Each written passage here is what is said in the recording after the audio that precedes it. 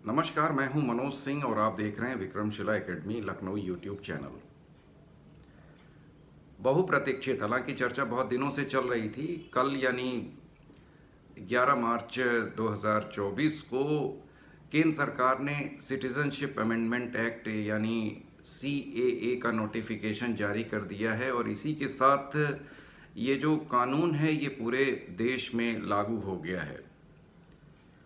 पूरे देश में पुलिस को अलर्ट मोड पर ला दिया गया है, क्योंकि इस कानून के पास होने के बाद ही पूरे देश में जगह जगह आंदोलन हुए थे। और शाहीन बाग वाला, जो दिल्ली में शाहीन बाग में जो आंदोलन हुआ था, वो आप लोगों को याद होगा। और उसी की तर्ज पर देश के तमाम कोनों में सीएए के विरोध में आंदोलन चले थे।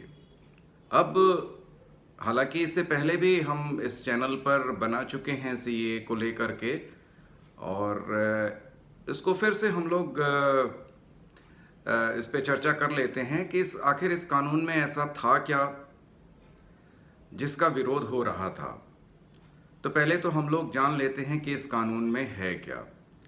तो इसमें भारत के जो 3 पड़ोसी मुल्क हैं, पाकिस्तान, बांग्लादेश और अफगानिस्तान, वहाँ के जो गैर मुस्लिम हैं, जो धार्मिक कारणों से वहाँ पर प्रताड़ित हुए और भाग करके उन्होंने भारत में शरण ले ली, उनको नागरिकता का रास्ता इससे साफ हो जाएगा। जो एक शब्द मैंने बोला गैर मुस्लिम, तो गैर मुस्लिम का मतलब हिंदू, सिख, बौद्ध, जैन, पारसी और ईसाई, ये 6 धर्म के लोग जो इन 3 देशों में रहते हैं, यानी पाकिस्तान, बांग्लादेश और अफगानिस्तान, वो वहाँ पर अगर धार्मिक कारणों से प्रताड़ित होते हैं, अक्सर हम लोग अखबारों में सुनते रहे हैं, क्योंकि ये 6 जो धर्म के लोग हैं वहाँ पर माइनॉरिटीज़ के लोग हैं और किसी न किसी वजह से वो प्रताड़ित हुए और प्रताड़ित होने की वजह से वो भारत में उन्होंने शरण ले ली। तो ये उनको नागरिकता देने का कानून है। जबकि जब शाहीन बाग आंदोलन चल रहा था या सीएए का विरोध चल रहा था, तो तमाम राजनीतिक दल ये विरोध कर रहे थे इसका कि इससे मुसलमानों की नागरिकता चली जाएगी या मुसलमानों को प्रूव करना होगा कि भारत के वे नागरिक हैं या नहीं। तो कुल मिला करके ये नागरिकता देने का कानून है, किसी की नागरिकता इससे छीनी नहीं जाएगी और न ही कोई प्रूफ इस पे मांगा जाएगा। अब इससे भारतीय नागरिकों पर कोई प्रभाव नहीं पड़ना है। इस पे सिर्फ 31 दिसंबर 2014 से पहले जो इन 3 देशों से आए हुए शरणार्थी हैं, वे ऑनलाइन आवेदन कर सकते हैं, चाहे उनके पास उस देश का ऑब्वियसली वो बहुत झटके में वो भाग करके आए होंगे, तो उनके पास उन देशों का, इन तीनों देशों का न तो पासपोर्ट होगा, न यात्रा संबंधी दस्तावेज होगा। तो भारत सरकार ने इस कानून में जो ऑनलाइन आवेदन का एक प्लेटफॉर्म देने की बात कही है, उस पे इस प्रकार के किसी भी दस्तावेज की डिमांड नहीं की जाएगी। अब चूंकि इसमें एक विरोध की बात ये थी कि इसमें आखिर मुसलमानों को शामिल क्यों नहीं किया गया, तो उसके पीछे भारत सरकार ने तर्क दिया कि चूंकि ये तीनों ही देश मुस्लिम बहुल हैं और तीनों ही देशों का जो राष्ट्र धर्म है वो इस्लाम है, तो धार्मिक कारणों से मुसलमानों के ऊपर उन देशों में अत्याचार नहीं होगा और ना वो प्रताड़ित होकर के भारत में आएंगे। इसलिए केंद्र सरकार ने ये तर्क दिया कि इस सीएए में मुस्लिम्स को शामिल नहीं किया गया। भारतीय नागरिकता कानून 1955 में बना था और समय समय पर इसमें बदलाव लाए गए, अभी आगे हम लोग चर्चा करेंगे। तो मूलतः ये जो भारतीय नागरिकता कानून 1955, इसमें संशोधन किया गया। 2016 में नागरिकता संशोधन विधेयक यानी सीएबी लाया गया, संसद में पेश किया गया था और सरकार ने पूरा मौका दिया था इसके लिए, इस पर चर्चा करने के लिए। और 12 अगस्त 2016 को इसे जेपीसी यानी संयुक्त संसदीय कमेटी के पास भेजा गया था।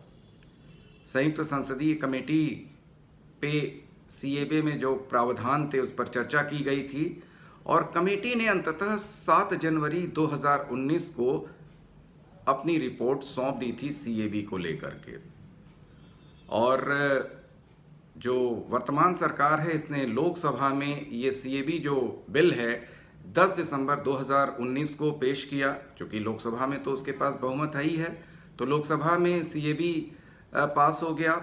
उसके बाद अगले दिन राज्यसभा में 11 दिसंबर 2019 को भेजा गया, वहाँ भी सीएबी पास हो गया और नेक्स्ट डे यानी 12 दिसंबर को राष्ट्रपति ने इस बिल पर अपने साइन कर दिए और इस बिल पर साइन करते ही ये एक्ट बन गया, यानी सीएए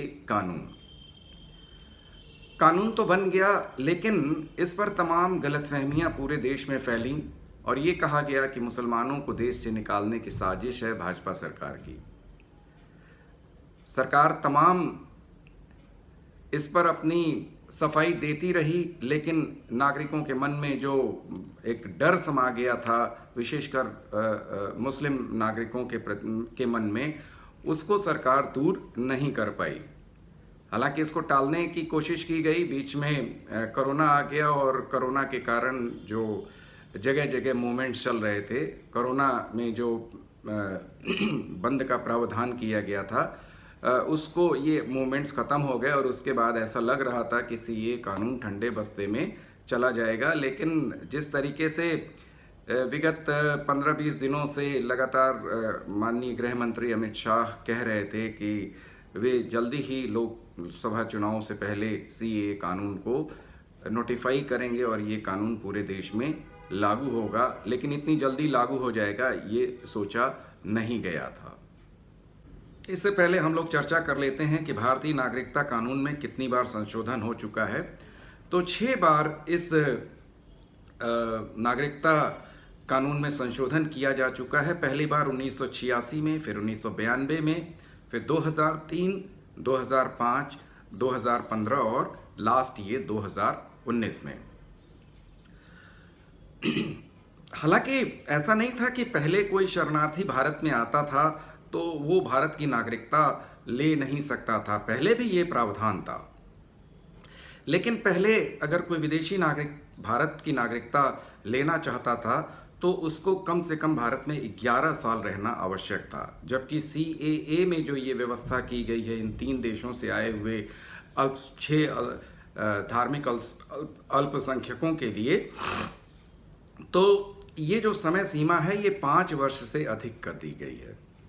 हालांकि इसमें कहीं भी ये नहीं कहा गया है कि अगर कोई मुस्लिम शरणार्थी आता है तो उसको भारत की नागरिकता नहीं मिलेगी, उसको भी मिलेगी, लेकिन सीएए का जो प्रावधान जो ये 2019 में जो अमेंडमेंट है इसके तहत नहीं मिलेगी।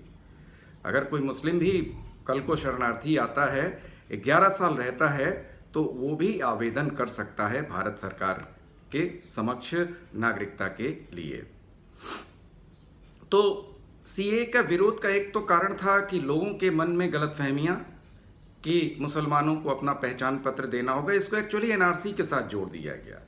मुसलमानों से दस्तावेज मांगे जाएंगे या मुसलमानों की नागरिकता छीनी जाएगी, तो इसमें कहीं भी नागरिकता छीनने की तो बात ही नहीं है। दूसरा जो विरोध का जो प्रमुख कारण था, जो असम और पश्चिमी बंगाल में उठा। दरअसल बंगाल और असम में तमाम बांग्लादेशी हिंदुओं ने भी शरण ले रखी है, जिनको मतुआ संप्रदाय कहा जाता है, और बंगाल और असम में ये कहा गया कि अगर इन बांग्लादेशी हिंदुओं को भारत में सीएए कानून के तहत अगर नागरिकता मिल जाती है तो वे यहाँ की संस्कृति या यहाँ का जो धार्मिक जो गठबंधन है वो टूट जाएगा, या यूँ कह लीजिए कि यहाँ का जो संस्कृति है उस पर प्रभाव पड़ेगा, क्योंकि ये बांग्लादेशी जो हैं ये बांग्ला भाषी हैं, या मतुआ संप्रदाय जो है वो यहाँ पर आ करके असम के लोगों का या पश्चिमी बंगाल के लोगों का हक छीन लेगा। तो इस आधार पर ये विरोध कर रहे हैं।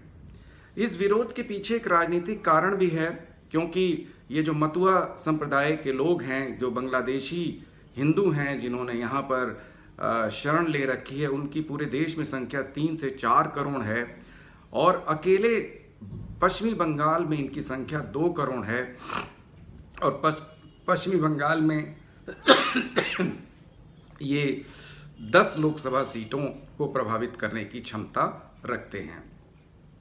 तो सीए पर